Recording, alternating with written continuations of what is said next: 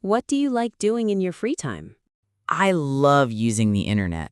My brother is at university in England, so I really like chatting online with him. He's very funny. I enjoy playing computer games with my friends. My computer is very important to me.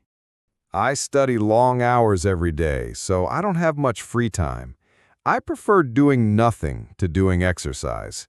I don't like going to the gym. It's boring. I enjoy relaxing and reading magazines. It depends. Sometimes I like doing exercise. Sometimes I like going for walks.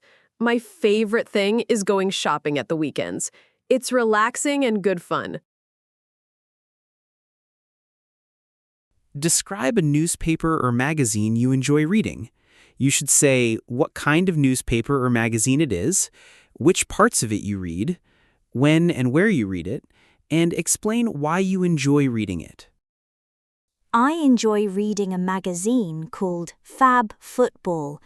It is about sport, of course, and it's my favorite sport. I love watching football from different countries, and I love reading about it.